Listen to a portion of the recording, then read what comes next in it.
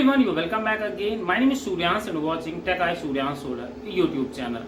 दोस्तों आज के इस वीडियो में मैं आपके सामने लोड टेस्ट करने वाला हूं हमारे इस UTL gamma plus 3350 solar inverter का, क्योंकि कई लोगों की ये रिक्वेस्ट थी कि मैं इसका लोड टेस्ट करके दिखाऊं। तो आज के इस वीडियो में मैं आपको इसका लोड टेस्ट करके दिखाने वाला हूं कि इस इन्वर्टर के ऊपर आप कितना लोड रन करा सकते हैं।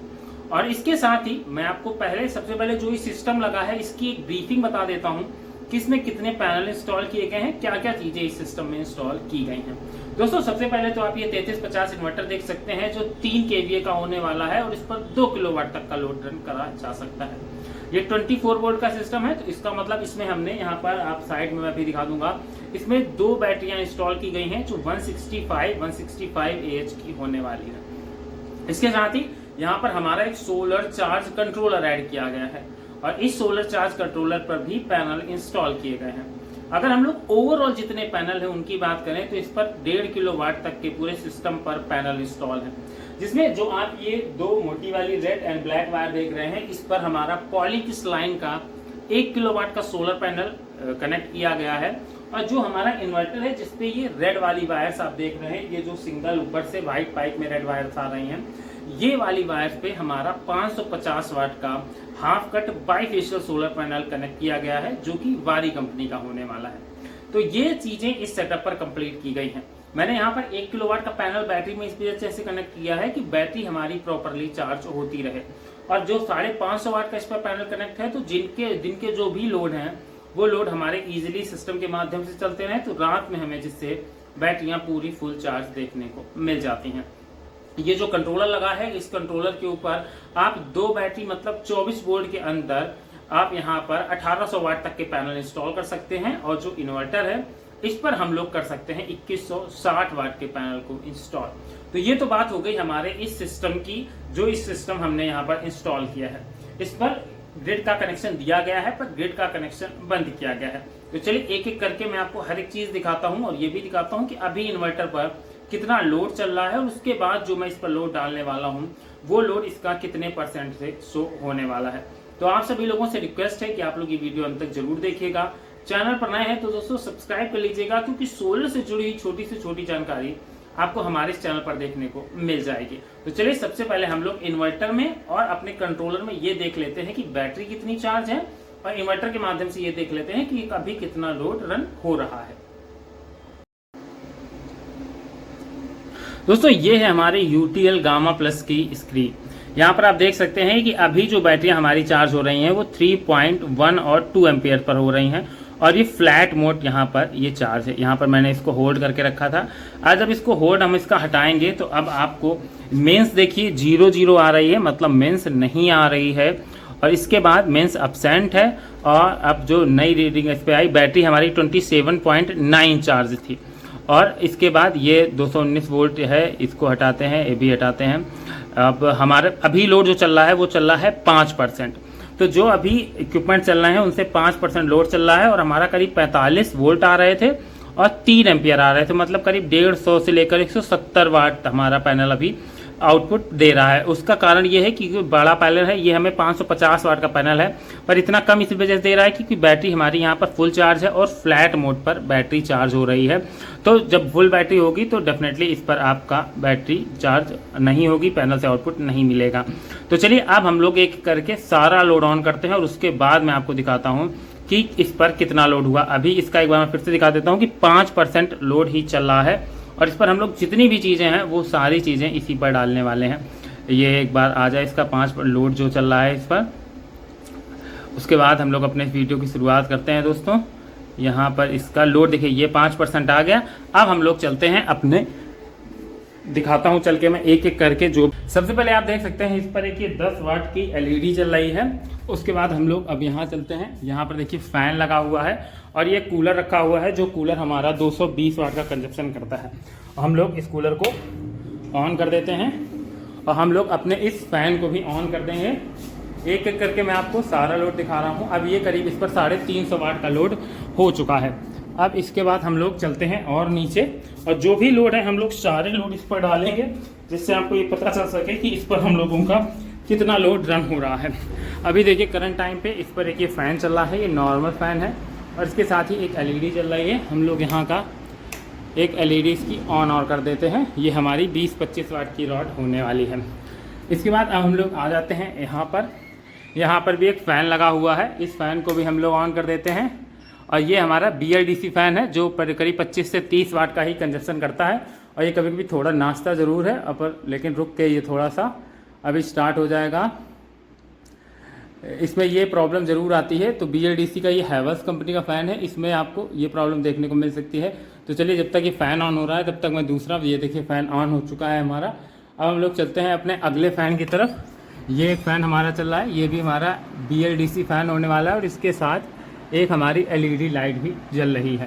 अब हम लोग चलते हैं, इसी पर हम लोग अपने फ्रिज का भी लोड डालेंगे। देखिए यहाँ पर आप देख सकते हैं, यहाँ पर भी एक LED जल रही है, ये LED जल रही है। अब हम लोग इस पर फ्रिज का भी लोड डालेंगे और उसके बाद चेक करेंगे कि ये हमारा टोटल कितना कंजप्शन करता है।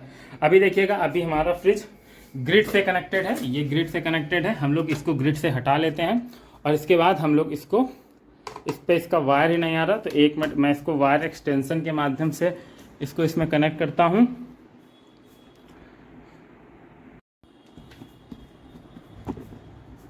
फ्रिज को हमने थोड़ा सा मूव करा लिया है। अब हमने इसको सोलर पे अपने डाल दिया है और ये देख सकते हैं ये हमारा अब फ्रिज ऑन हो चुका है और ये हमारा सोलर पर ही रन हो रहा है। इतना सारा लोड डालने के बाद अब हम लोग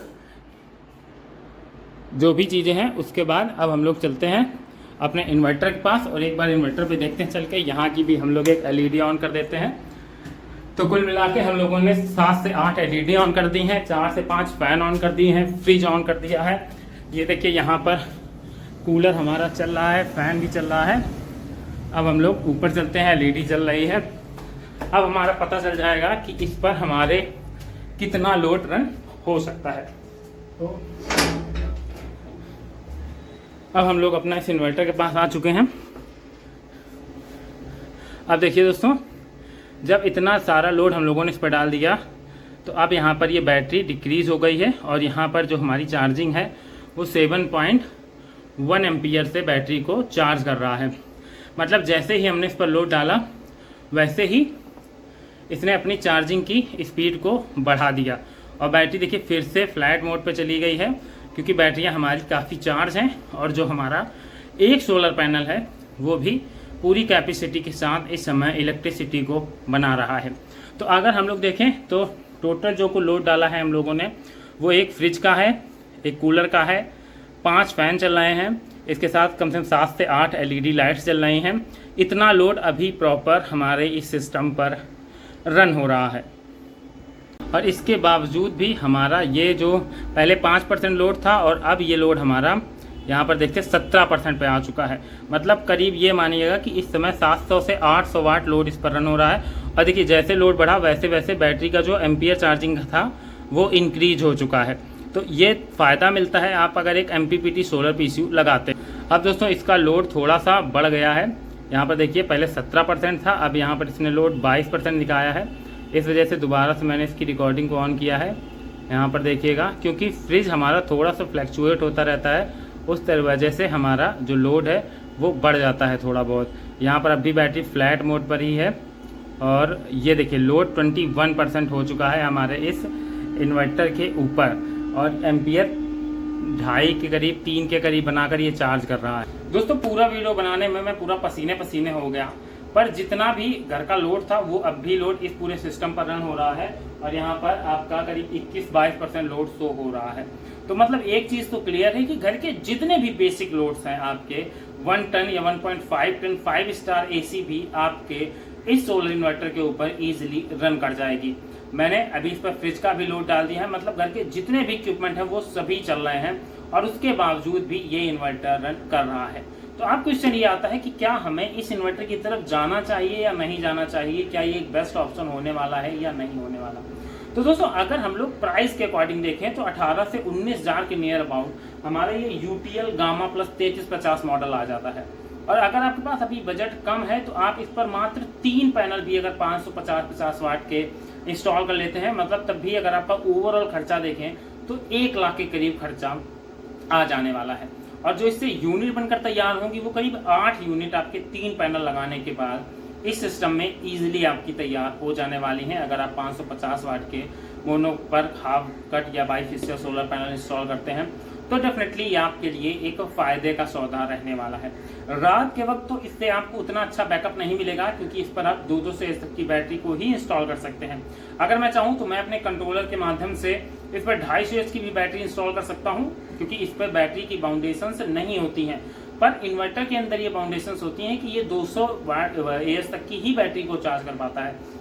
तो अगर आप 200 से इसकी बैटरी लगाते हैं और आप चाहते हैं कि रात भर आप इस पर फ्रिज चलाएं या ऐसी चीजें आए, तो इस पर आप ये मत करिएगा, क्योंकि आपके उससे जो बेसिक लोड्स रन होते हैं उनमें कहीं ना कहीं प्रॉब्लम आएगी। पर डे टाइम आपके घर पर जितना भी लोड है आप वो सारा लोड अपने इस इन्वर्टर के ऊपर डाल सकते हैं।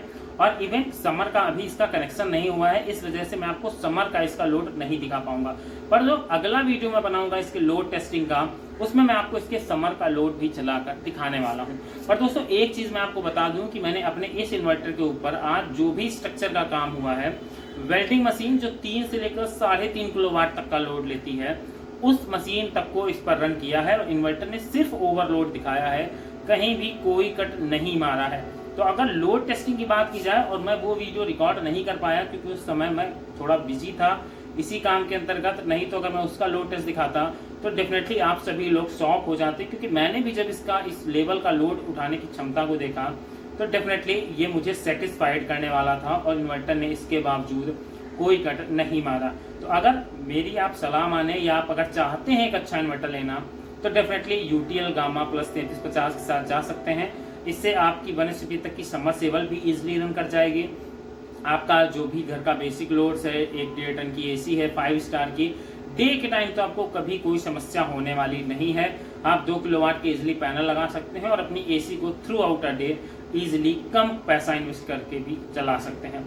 तो आई थिंक आप सभी लोगों को ये वीडियो पसंद आया होगा। अगर वीडियो पसंद आया है तो वीडियो को लाइक कर दीजिएगा, चैनल पर नए थे तो सब्सक्राइब करना मत भूलिएगा। मिलते हैं नेक्स्ट वीडियो में किसी नई अपडेट के साथ।